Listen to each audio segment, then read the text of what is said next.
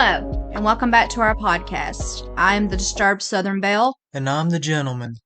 This week we're going to finish up our dive into fairy tales and nursery rhymes, and we're going to cover some of the tales by Hans Christian Andersen and also some of the nursery rhymes that are related to Mother Goose.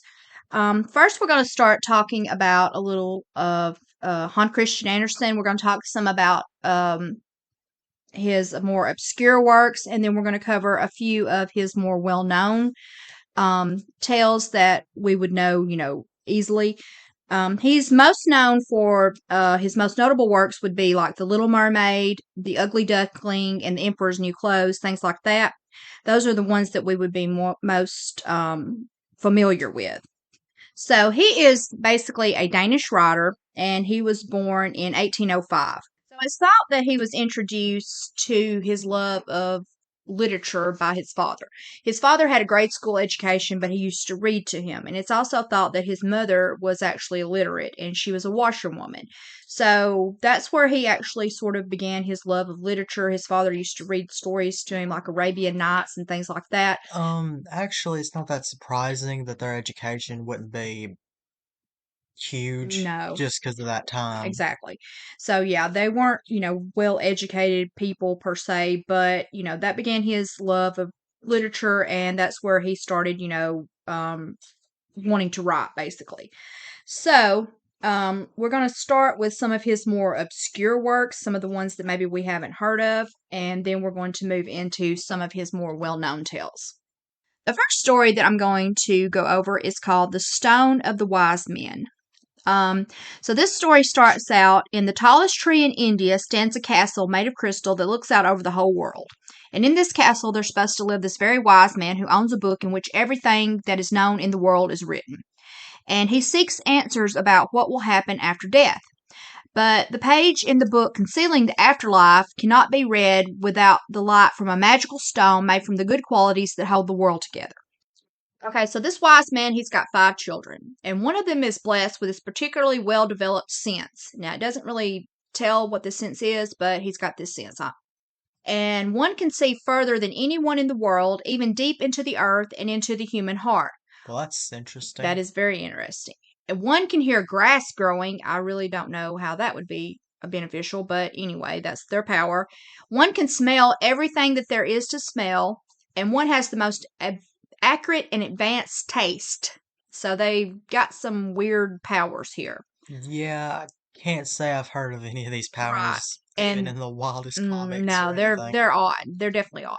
So there's the last one, and this one, the fifth child, is a blind daughter, and they can feel more vividly than anyone else as though she has eyes in her fingerprints, or fingertips rather, and ears in her heart. So That's right. that just seems like it'd be kind of painful. That does. So she can basically sense and feel things more vividly than anyone else in the world. So one by one, the children go out in the world to try to find this stone for their father. The son who can see is blinded by the evil one. It doesn't say who the evil one is, but anyway. The son Devil, who maybe? I guess whoever's trying to prevent them from getting this stone. So the son who can hear is driven insane by all the screaming in the world and all the heartbeats, which to him sound like a million clocks. That's also interesting Right, for a heart. that's very Maybe like a grandfather clock because they keep ticking. maybe. But anyway, so he's driven insane. He pushes his fingers so deep into his ears that he ruptures his own eardrums. So, right off the bat, kind of twisted. And the son who can smell is thwarted with incense smoke made by the evil one. So the evil one makes this incense smoke that allows him to be where he can't smell. I don't know why you'd be able to smell this stone, but apparently it's got a scent. Apparently so. And the son that can taste ends up stuck atop a church steeple in a weather balloon. I don't know why. Doesn't say. But anyway, he's in a weather balloon and he's stuck. So the blind sister now ties a magical thread to her father's house so that she won't lose her way in the world, and she goes out to find the stone. The evil one makes a doppelganger of her using stagnant marsh bubbles mixed with tears shed by envy and paints it with rouge scraped from the cheeks of a corpse. Jesus Christ.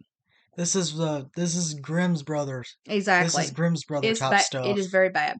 So basically, all that doesn't work. And the daughter who couldn't see actually does find the stone, and she takes it back, and the man is able to see the word that he couldn't read in the book, and it revealed one word, and it said faith. Okay. So that's the secret to afterlife. Yeah. Okay. Why not? Mm. Our next tale is called On the Last Day. And this basically follows an intensely religious man who has experiences after he dies, and basically none of them are pleasant. Whoa. Alright then. I've seen a few movies with that premise. Yeah, we definitely have. So basically, this man follows death into the afterlife, and he sees this bizarre masquerade of masked people. And some are dressed in rags, and some are dressed in riches, and they're basically peeping out from their garments, and their garments are animals. Like animal pelts. I guess. It just says their garments are animals. I don't know. I would hope animal I would pelts. hope so too. I mean, I guess it don't matter if they're like living animals, but it's just weirder. Right. And all these people are basically kind of attacking each other, and they're trying to pull apart each other's robes to reveal the shame that they hide underneath. Okay. Right. So Death explains that the masquerade is the human life, and the shame beneath the clothes is the wild animal we all carry within us that struggles to get free. Okay, sure, Why why not? not? So, as they continue through the afterlife, hundreds of large black birds begin to follow the man and scream at him. Thou wanderer with death, rememberest thou me? They chase him, screaming relentlessly until the sound of it fills the whole world, and Death tells the man that these birds are the evil thoughts and desires that he had during his lifetime. So, okay.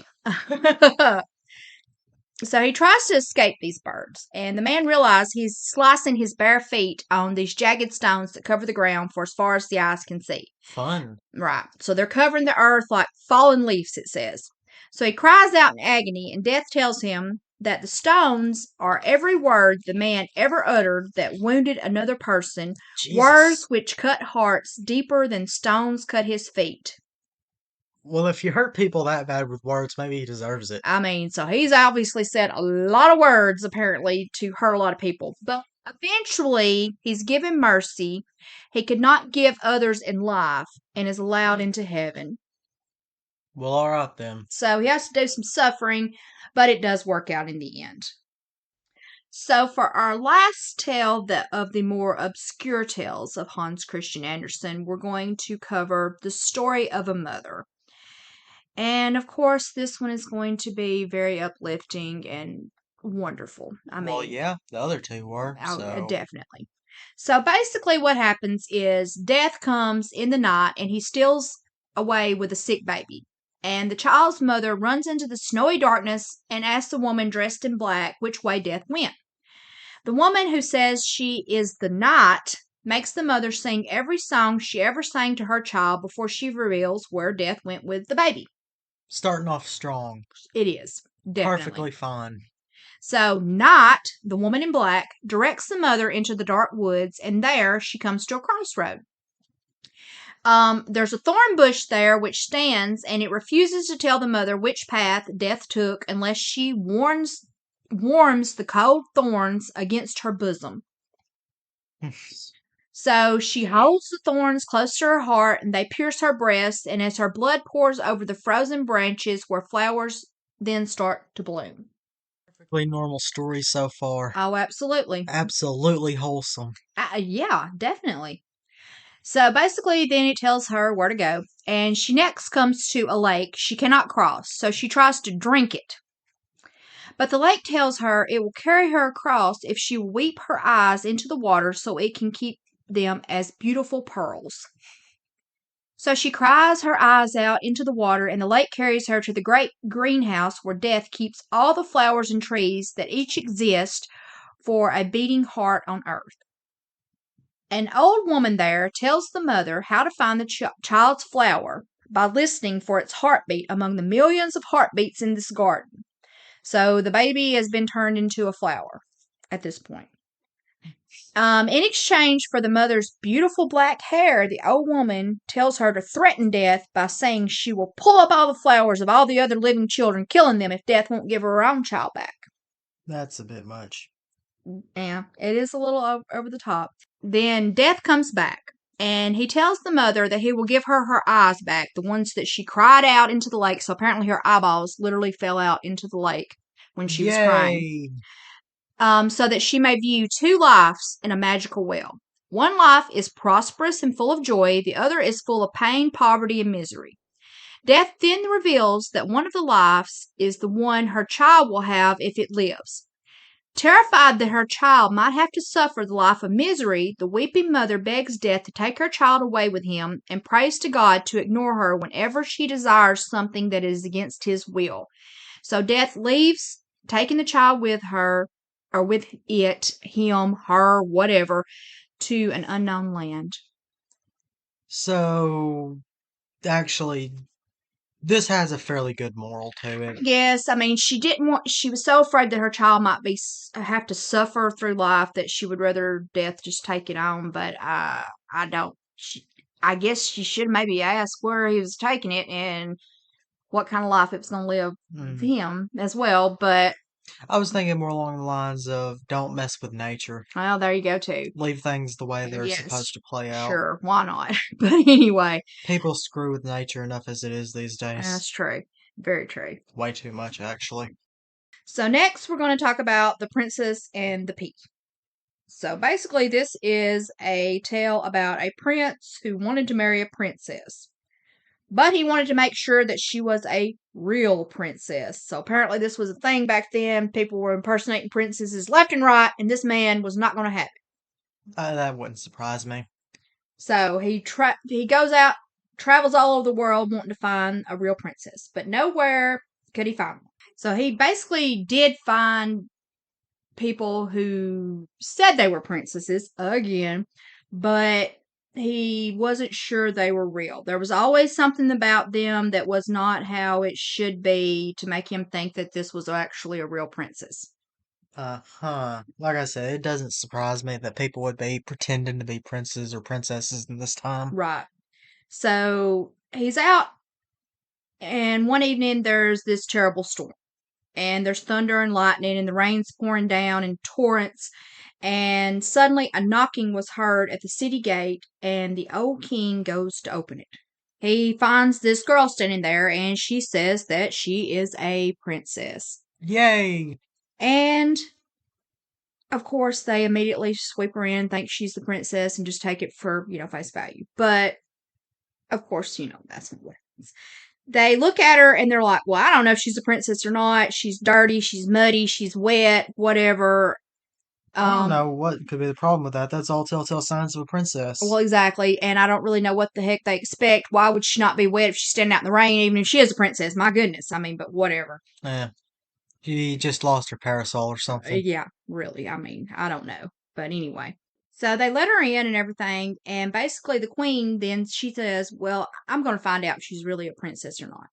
So she doesn't say anything. And she goes into the bedroom where they're going to let this girl sleep.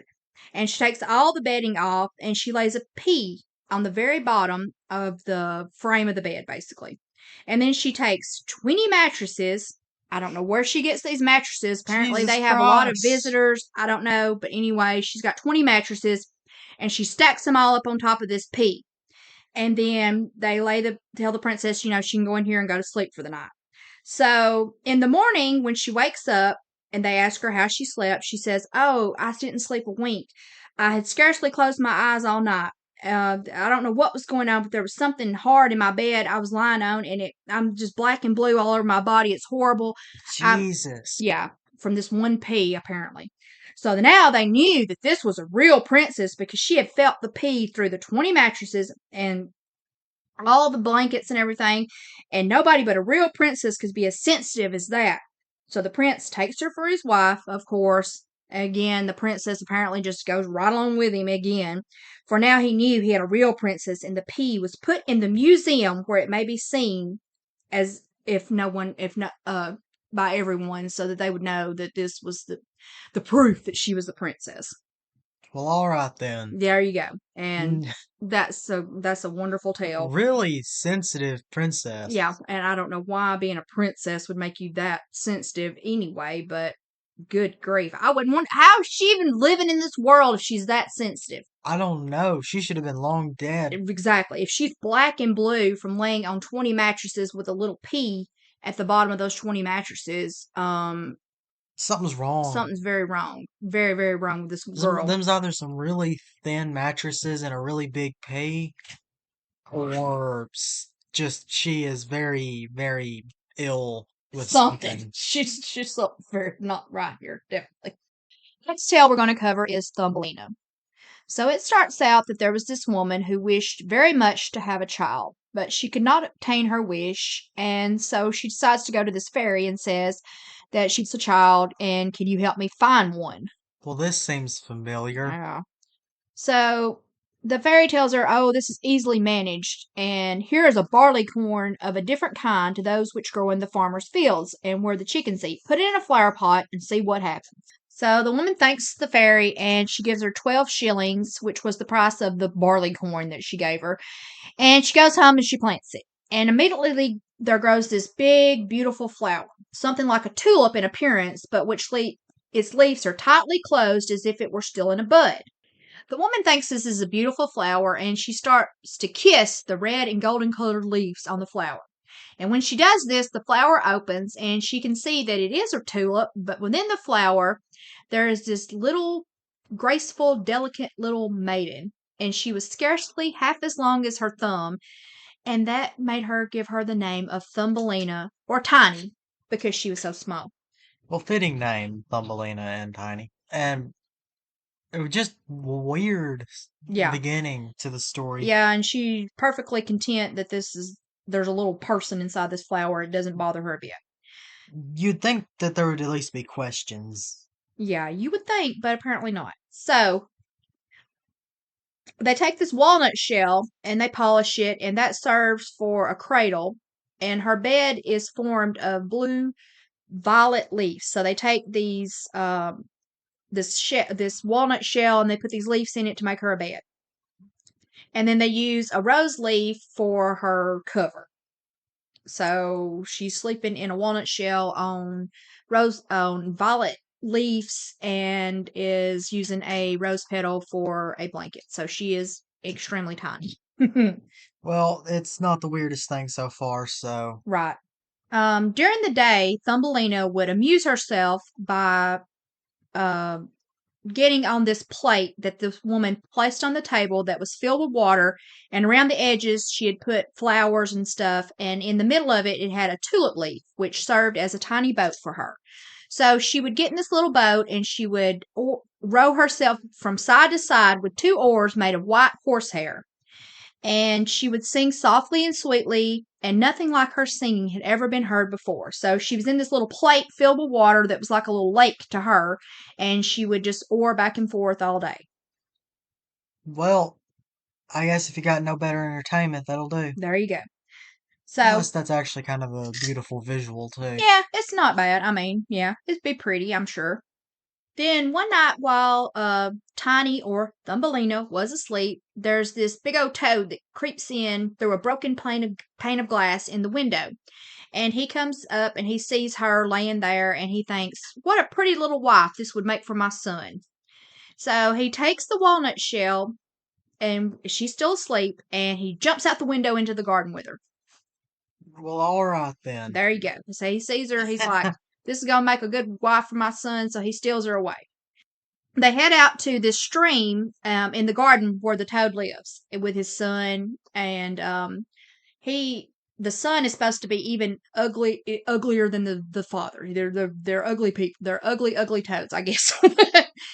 And when he sees the little maiden in the bed, the son's like, "Oh, croak, croak, croak." He's like crying out and whatever. And the the toad's like, the father toad's like, "Be quiet, don't wake her up, she may run away or whatever." And because she's as light as swan's down, and she gets away, we've never been able to catch her.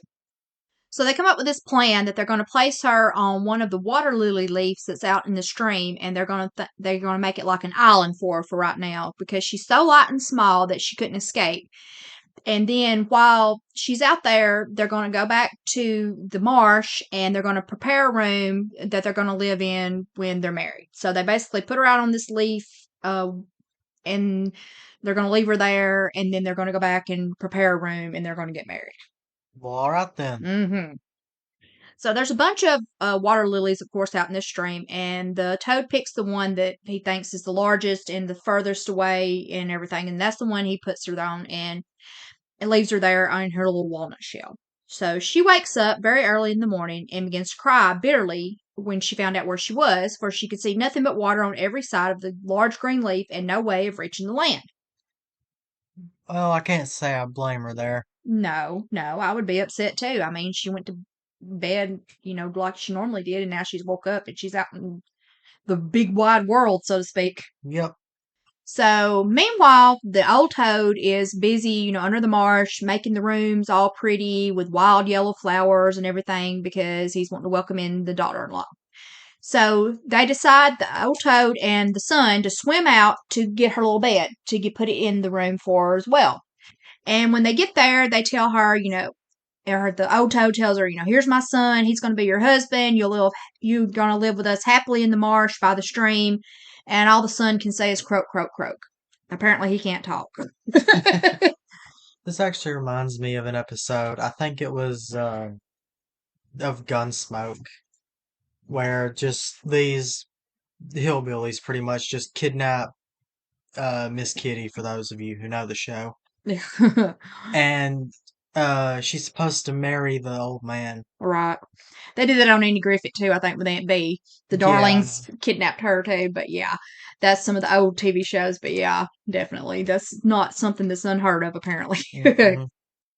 So the two toads, basically, they take her little bed and they swim away with it. And she's sitting there all alone, and she's sad, she's crying because she can't bear to think of living with the old toads and having the ugly son for a husband. She doesn't want to marry him. Which, why would she want to marry a toad? I have no clue. That she doesn't even know. She doesn't know him, and apparently she's like a person, Just a small just a person. small person.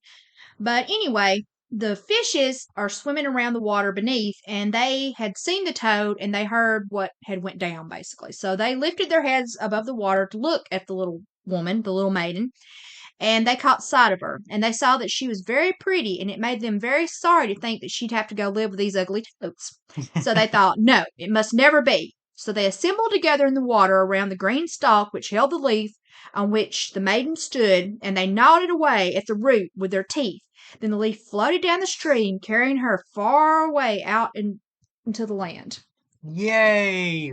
Good fishes. Right. So they, Fish. I Well, guess, I don't know. I mean, I don't know if it's good that she's off by herself yet or not, but anyway, she's off on this little leaf floating down the stream. well, they saved her from the Saved her toads. from the toads so far. At least now she's got a Right. chance.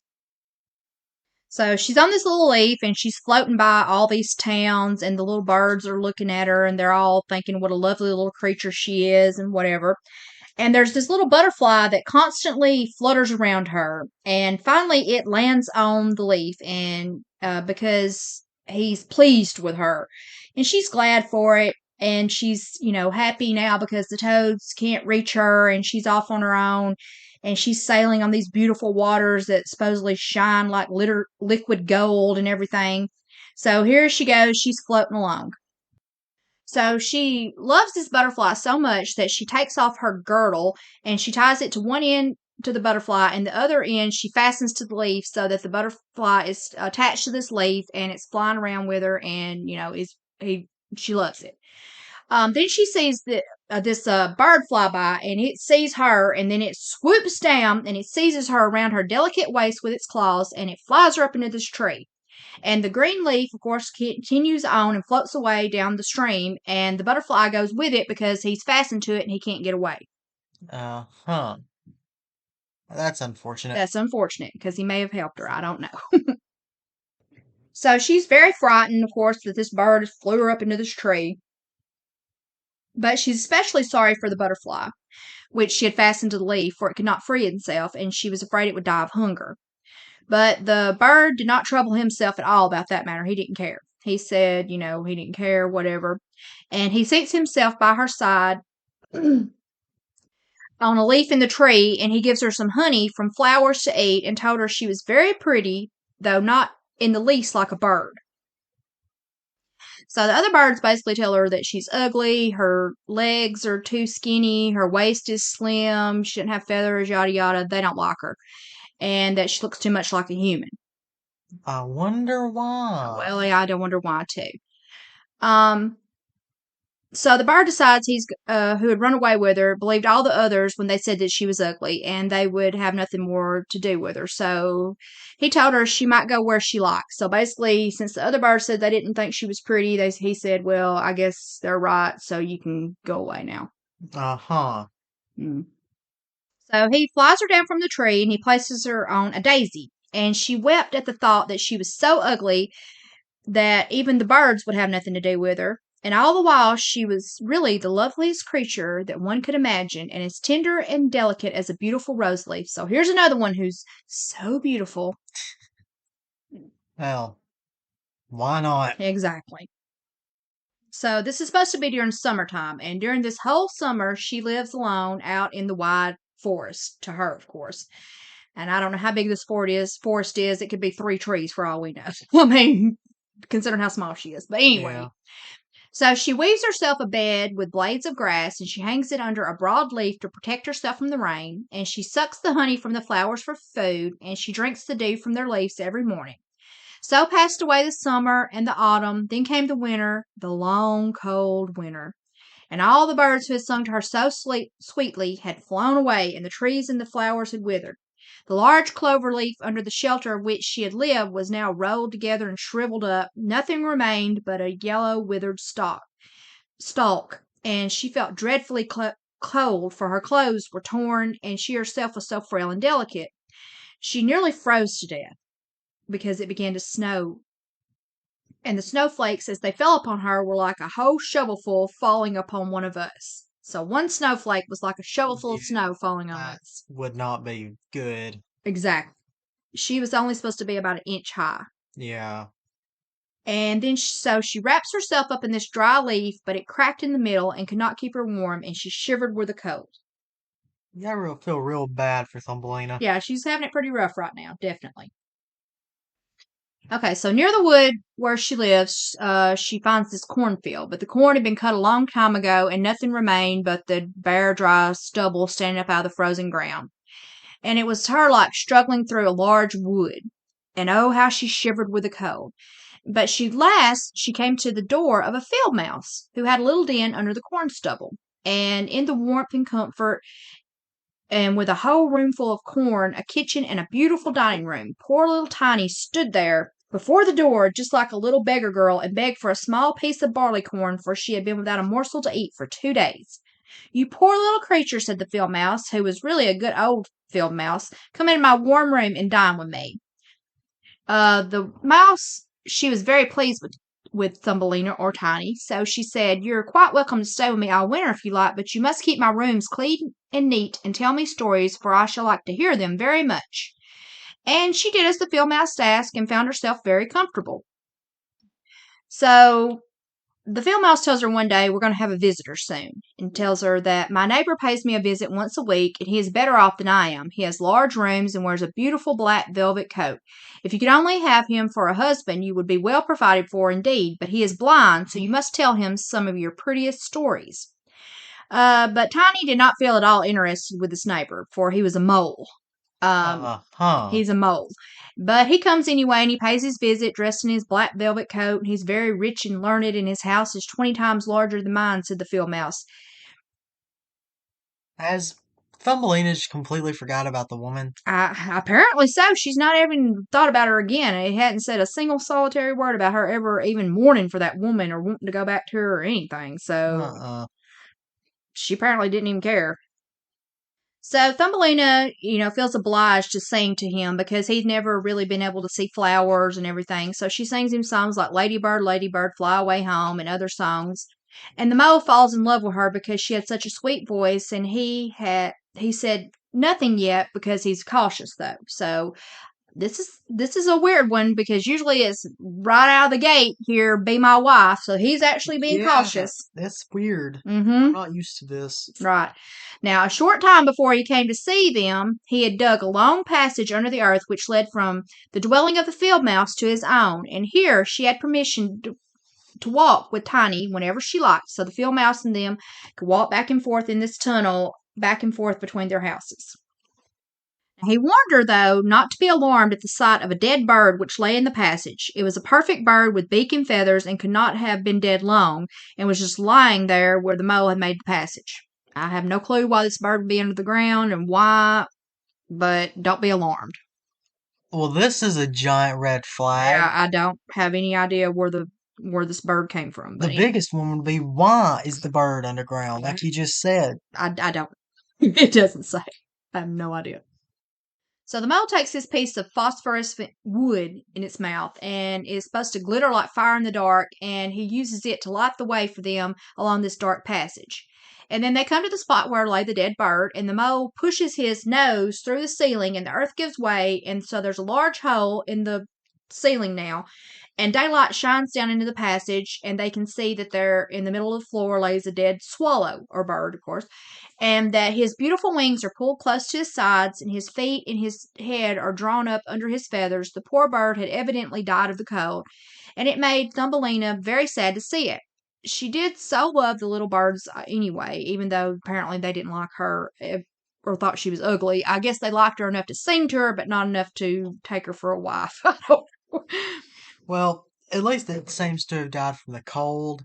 That doesn't really. Right, so apparently the mole didn't kill it. Okay. So the mole pushed it aside with his crooked legs and said, "He will sing no more now. How miserable it must have been to be born a little bird. I am thankful that none of my children will ever be birds, for they can do nothing but cry, tweet, tweet, and always die of hunger in the winter."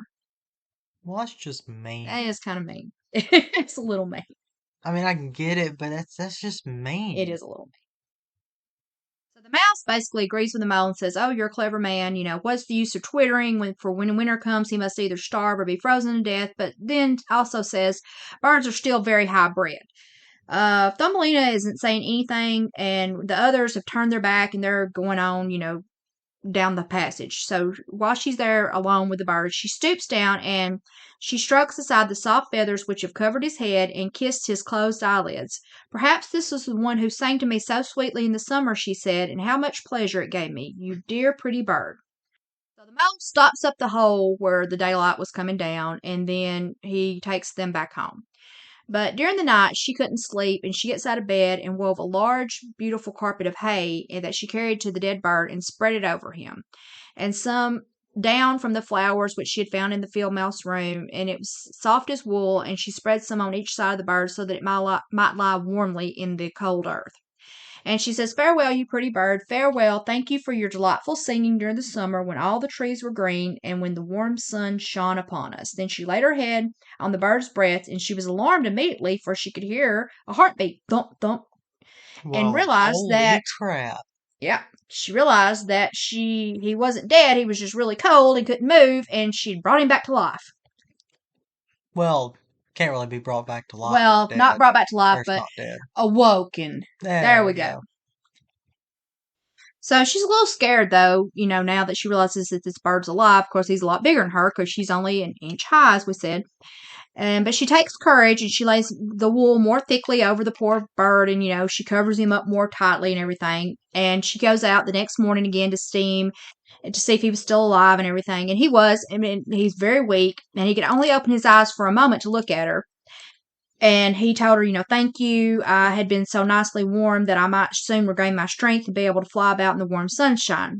And she tells him, "Oh, you can't. It's snowing outside. It's freezing. You need to stay here in your warm bed, and I'll take care of you." Well, Thumbelina's kind. Yeah, she's being nice to him. So she brings him some water in a flower leaf, and after he drank, he told her that he had wounded one of his wings in a thorn bush and could not fly as fast as the others. And that was why he didn't fly away for winter, because he had fallen behind, and then it gotten cold, and it had caused him to fall to the earth, and he could remember no more. And when he came to, that's where she had found him. So the whole winter, the swallow remained underground, and she nursed him with care and love. And neither the mole nor the field mouse knew anything about it, for they didn't like the bird apparently, and they didn't ever interact with him. But I don't know how they wouldn't have known he Yeah, I was. was about to say, so they never traveled through that tunnel again? I guess not. I mean, it doesn't sound like it. I It mean, sounds. throughout the whole winter, though, Eh, that's kind of that's kind of weird, but weird. maybe I don't know. So soon spring comes, and the swallow is going to bid farewell to her, and she opens the hole in the ceiling like the mole did, and the sun shines down and whatever. And the swallow asked if she would go with him, and she could sit on his back, he said, and he would fly away with her into the green woods. But she knew it would make the field mouse very grieved if she left her in that manner, so she said, "No, I cannot." So she's worried about the field mouse, but she's not worried about the woman who was raising her like a baby. Yeah. So whatever. So basically, he tells her, farewell, whatever, and he flies out in the sunshine, and she looks out after him, and she's crying or whatever. Um, she was not allowed to go out into the warm sunshine.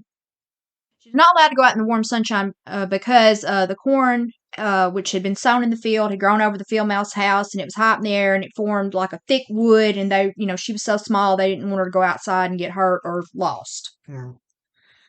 Another thing I was thinking about. So she's obviously not worried about the woman, like you said, Mm-mm. but imagine what this is all doing to the woman. Yeah, you would think she'd be very upset. I would think. I mean, she was Like wanting a she was child. raising Thumbelina as her own child, Right, and then just one day she's suddenly gone, just right. vanishes And as if she she doesn't was know what never happened there. to her. Right. She's just gone to her bed and everything's gone. So she may think she's dead, like something maybe ate her or something. Who knows? Yeah, that's kind of It sad. is. So then the field mouse tells her one day, you're going to be married. My neighbor has asked for you, and what good fortune for you this is. And now we're going to prepare your wedding clothes. They will be woolen and linen. Nothing must be wanting for you because you're going to be the mole's wife. So they were going to turn this spindle and make this woolen and linen fabric. And the field mouse goes out and hires 4 spiders who were to weave day and night every evening the mole visitor, and was continually speaking of the time when the summer would be over, and then he would keep his wedding day with Tiny. So I'm guessing Thumbelina's just okay with this then. She's going along with it apparently, so she's accepted her fate. But now the heat of the sun was so great that it burned the earth, and it made it quite hard like a stone. And as soon as summer was over, the wedding should take place. But she was not pleased by it because she really didn't like the mole. So every morning when the sun rose and every evening when it went down, she would creep out of the door, and as the wind blew aside the ears of corn so that she could see the blue sky, she thought how beautiful and bright it seemed out there, and wished so much to see the swallow again. But he never returned, for by the time he had flown far away into the lovely green forest. So Well, she's I guess I spoke too soon. right. So autumn arrives, and the mouse tells her, in 4 weeks you're going to get married. Her clothes are all ready, and she starts crying because she didn't want to marry the mole. Well, you should have said something. Well, yes. But basically, the mouse tells her nonsense. I shall bite you with my white teeth. He's a very handsome mole. The queen herself does not wear more beautiful velvets and furs. His kitchen and cellars are quite full. You ought to be very thankful for such good fortune. So the mouse is basically telling her, shut up. You're going to marry this man. He's going to take care of you. Just go with it. So the wedding day's fixed, and the mole was, supposed to come get her and whatever to live under the earth with him and never again to see the warm sun. He wanted her basically to stay under the ground with him. He never went out in the sun. So she was very unhappy at the thought of saying farewell to the beautiful sun. And the field mouse had given her permission to stand at the door. She went to look at the sun for the one last time. So Run! she's given her permission to stand one last time to look at the sun. She says, "Farewell, bright sun," and she starts to cry, and she stretches her arms out, and she walks a little bit out of the house, and because the corn had been cut at this time because it's autumn, so she was able to walk out a little bit, and only dry stubble, was in the fields again. And she said, "Farewell, farewell, the sun," and she tells the sun, "Greet the little swallow for me if you should see him again." And then she hears tweet, tweet over her head. And she looks up, and there's the swallow himself flying close by. And as soon as he spies her, he was delighted. He comes down, and she tells him all about what's going on, how unwilling she is to marry the ugly mole, and she doesn't want to live underneath the earth and never see the sun anymore. And he says, "Cold winter is coming, and I'm going to fly away into the warmer countries. Will you go with me? You can sit on my back and fasten yourself with your sash. Then we can fly away from the ugly mole and the gloomy rooms, far over the mountains, into warmer countries when the sun shines more brightly than here, where it's always summer and the flowers bloom in great beauty. Fly down with me, dear little Tiny. You saved my life when I lay frozen in the dark passage." This time, though, she says, "Yes, I'll go with you." She don't care about the mouse anymore. She's done. She says, "Yes, I'm going." Yay! So she jumps up on the bird's back with her feet on his outstretched wings, and she again ties her girdle to one of his strongest feathers, and he rises up there and flies off, goes out across the sea, over the highest mountains covered with eternal snow, whatever. She would have been frozen in the cold air, but she crept under the bird's warm feathers, keeping her little head covered uncovered, I'm sorry, so that she might admire the beautiful lands over which they pass. So she crawls up under his feathers, and she's just got her little head sticking out so she can look and watch, and they're flying out over, apparently, the one end of the world here to the other.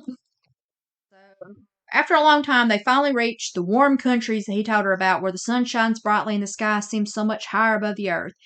And she sees all these beautiful flowers and grapes and lemons and oranges hanging from the trees in the woods, and the air is fragrant with orange blossoms and everything. And there's these beautiful little children running along the country lanes playing with these butterflies and everything. And he goes farther and farther flying. And then every place that she sees as he flies along seems more and more lovely. And at last they come to this blue lake, and by the side of it, shaded by the trees of the deepest green, there's this big palace of dazzling white marble built in the olden times. And there are vines clustered around its lofty pillars. And on top of these are the swallows' nests. And one of these was the home of the swallow that carried her. And he tells her, "This is my house, but it would not do for you to live here. You would not be comfortable. You must choose for yourself one of those lovely flowers, and I will put you down upon it, and there you shall have everything you can wish to make you happy. That will be delightful," she said, and she clapped her little hands for joy. Yay! Everything's working out for Thumbelina. There it is. And still not a thought to the woman. And still not a thought to the woman. So there was this large marble pillar that lay on the ground, which it fell over, and it had been broken into 3 pieces. And between these pieces grew the most beautiful large white flowers. So the swallow flew down with her and placed her on one of the broad leaves of those flowers, and was surprised to see in the middle of the flower a tiny little man, as white and transparent as if he had been made of crystal. So he had a gold crown on his head, delicate wings on his shoulders, and he was not much bigger than herself. And she thought he was like an angel of the flower, and he was this tiny little man, a tiny woman dwell in every flower, and this was the king of them all, is what she was thinking. So basically she thought, "Oh, how beautiful he is," and she whispered it to the swallow. And the little prince, who was first quite frightened at the bird, who was like a giant, compared to the little man, but when he saw her, he was delighted and thought she was just the prettiest little maiden he'd ever seen. He took the gold crown from his head and placed it on hers and asked her name. And then, of course, he asked her if she would be his wife. We didn't see that coming. Well, I think this time, though, we can see where it's going to go, Yeah. too. And be the queen over all the flowers. And this certainly was a very different sort of husband to the son of the toad or the mole with the black velvet and fur. So she says yes to the handsome prince. Then all the flowers opened, and out came a tiny little lady and a lord, all so pretty that it was quite a pleasure to look at them. And each of them brought her a present. But the best gift was a pair of beautiful wings, which had belonged to a large white fly, and they fastened them to her shoulders so that she might fly from flower to flower. And then there was much rejoicing, and the little swallow who sat above them in his nest was asked to sing a wedding song, which he did as well as he could, but in his heart he felt sad, for he was very fond of her too. And he didn't want to part from her. So basically he still wanted to be a part of her life or whatever, but he wanted her to be happy. So the spirit of the flowers told her, "You must not be called Tiny anymore. It's an ugly name, and you are so very pretty. We will call you Maya." So basically, then the swallow says, "Farewell, farewell," and with a heavy heart, he flies back out over the warm countries to go back into Denmark. And there he had a nest over the window of a house in which dwelt the writer of fairy tales. Uh-huh. So apparently, he went and lived over Hans Christian Andersen's window. Apparently so. I guess now we know the inspiration. Right. And supposedly the swallow sang tweet tweet, and from the song came the whole story of Thumbelina, and that's how he wrote the story. Uh-huh. So the bird told Hans Christian Andersen this story. As nonsensical as some of these stories are, I do like that some of them do tie back Right. to other stuff. Right. I've always been a sucker for callbacks and Mm, things that kind of tie into each other. right. Okay, so now we're going to go ahead and move on from Hans Christian Andersen and talk about some of Mother Goose's rhymes and some of the stories that are believed behind them. Some of them may or may not be true, but we'll delve into it a little bit and see what we can figure out. So the first one we'll talk about, of course, is Ring Around the Rosie. Now, everyone's probably heard this and probably even played it when you were a kid, where everybody would get in a circle and everybody would go around holding hands, singing Ring Around the Rosie, pocket full of posies, ashes, ashes, we all fall down. Yep, even I remember playing that. Right. So, I mean, sounds pretty straightforward, whatever, fun, but there are some that believe that this was supposed to be in reference to the bubonic plague that struck London, killing 20% of the population. They think that it was basically Ring Around the Rosies was to indicate a rosy rash that spread across the victims' bodies, and that a pocket full of posies was used to ward off the smell of the disease, and that obviously ashes that come falling down are the remnants of the cremated dead bodies. Right, And because they would have had to burn the right, bodies because that's how they dealt with right, plague back then. exactly. Kept it from spreading. Right. And then there are other versions that replace the words ashes, ashes with sneezing, where they go a shoo, which is supposed to be another symptom of the plague. Yeah. Now, it sounds like that this may not actually be the truth of what this is actually talking about. There are some that say that this is probably not where it actually came from or what it's referencing, but it is pretty Accurate. accurate when you think about it, and it is pretty twisted. And if you think about it from that prospect, to think that you were playing this little game that was supposed to be about people dying and getting burned up Mm. and turning to ashes, is pretty twisted and pretty sad. Which actually reminds me, so you know how these, well, doctors had masks, the Mm-hmm. plague doctor masks with Uh-huh. the horns and stuff? Right. Did you know that around that time they would actually fill those horns with flowers, Right. They the did. petals of flowers for the smell of Smell it? of death and the disease and all that. Yeah, Yeah. it kept Yeah. them from smelling that, which allowed them to work better. Exactly. Yeah. That's the reason they had those long noses and stuff. Which is So, kind of funny because you see that and your first think is that, or your first thought is that it looks kind of creepy right. It does. It because it is. is used a lot in certain horror It is. things. It is a creepy looking mask. When you look at it, it was not, I don't know, it was just scary looking. I mean, it was. Yeah. Now, maybe even for that time, it wasn't. I mean, I don't know. Maybe that was something that they didn't even think anything about. I mean, I guess, but it is. It's creepy. I guess it's also creepy when you think about, the fact that these doctors are going out basically to people who are pretty much going to die. So most people probably didn't like seeing them come around because that meant that the plague was around. So I guess it would have been a Yeah. scary time. So Or that, like, the Reaper followed them, kind of. exactly. I mean, I've right. heard it phrased like that Well, it's true. I sometimes. mean, it was not a good time to live. Definitely not, because there was not Uh, much that could be done. Once you got that, you were pretty much most likely going to die. you and everyone else around you. Exactly. It was very contagious. It was horrible. So I guess nothing says sweet dreams quite like the image of a baby, being up in the top of a tree, tumbling down basically in a shattered cradle to its death. But Yeah. evidently, that is something that doesn't bother us too much, because how many of us have sang Rockabye Baby? Yeah. I But remember you singing that to me a there we lot. so there we go. It was originally titled Hushabye Baby, and it went Hushabye Baby on the treetop. When the wind blows, the cradle will rock. When the bough breaks, the cradle will fall. Down will fall baby, cradle and all. Mm. So really, it doesn't matter what this is referencing. That is really pretty horrific if you think about it. I mean, I don't guess. I mean, my mother sang it to me too, and I don't ever remember ever. I mean, it never scared me or anything, but I always thought it was weird because I was sitting there thinking, why would this baby be in a tree and all this? But it never scared me. But it is a weird one. Another thing, um, let us know down in the comments if you ever realize how everything becomes so much scarier when there's children It is. involved. So there's not really any real origins on this per se. There's some theories, but that's basically what they are, is theories. And one claims that the pilgrims were inspired by Native American practice of letting their babies be gently rocked to sleep with their cradles rested on tree branches.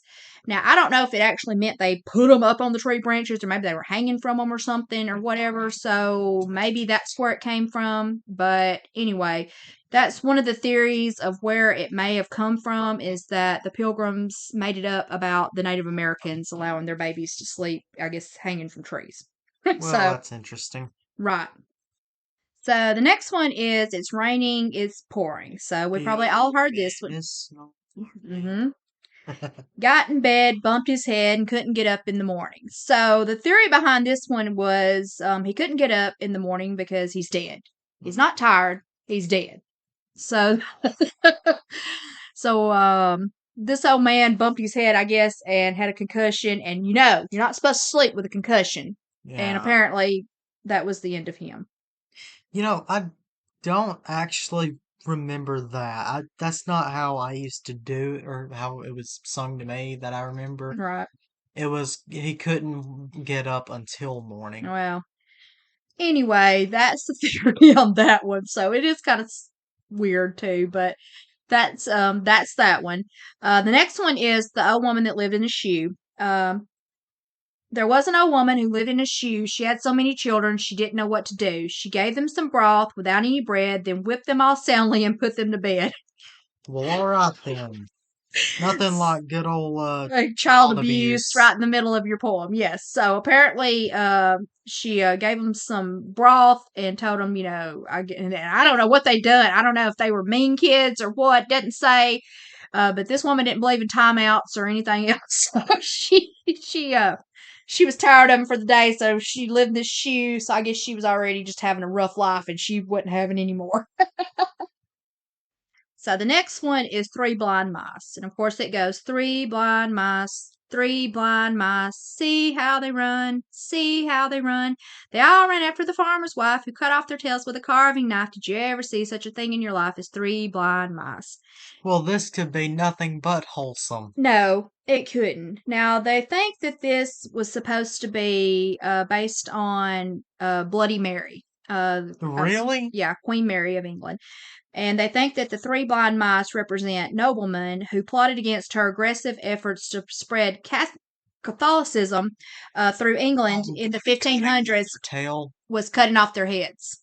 Okay, that's not where I thought that was going. Okay, that's a little bit better. So, yeah, that's what they thought it may have been referencing. That's supposed to be the meaning and origin of it. Now, whether or not that's 100% true, don't know, but that is what is believed. Next, we have Mary, Mary, quite contrary. And it goes, Mary, Mary, quite contrary, how does your garden grow? With silver bells and cockle shells and pretty maids all in a row. Now, there's three theories on who Mary is supposed to be. So, one is Mary, the mother of Jesus. One is Mary, the Queen of Scots. And one is Queen Mary, the First of England. Since the earliest account of this tale came from England, Mary the Queen of England or Bloody Mary is probably the most likely theory. And the garden in Mary's graveyard is full of maidens decapitated by the maiden or the guillotine. And her silver bells and cockle shells can also be tracked back to the 16th century torture devices. Jesus. So they think that that might be what that is referencing. So next we've got Humpty Dumpty. Humpty Dumpty sat on a wall. Humpty Dumpty had a great fall. All the king's horses and all the king's men cannot put Humpty Dumpty back together again. Now, for some reason, Humpty Dumpty is always depicted as an egg, and I have really no clue where this came from. Nobody else does either. But that's why he's drawn like that. But basically, Humpty Dumpty was supposed to represent a mortar or like a cannon that was used during the siege of Colchester, and it fell from a wall next to St. Mary's Church. And after it fell from the wall, the king's horses, cavalry, and all the king's men soldiers couldn't put it back together again, and it ultimately resulted in them losing the war. Now, last but not least, we'll do Baa Baa Black Sheep. Baa Baa Black Sheep, have you any wool? Yes, yes, sir, 3 bags full. One for my master, one for my dame, but none for the little boy who cries in the lane. So this was supposed to be in reference to the heavy taxation on wool that was supposed to have inspired this rhyme in the 13th century. The wool tax was supposed to be like really high and everything, and because of that, the little boy couldn't afford it or whatever, and whatever, they had to be really picky about who got it, I guess.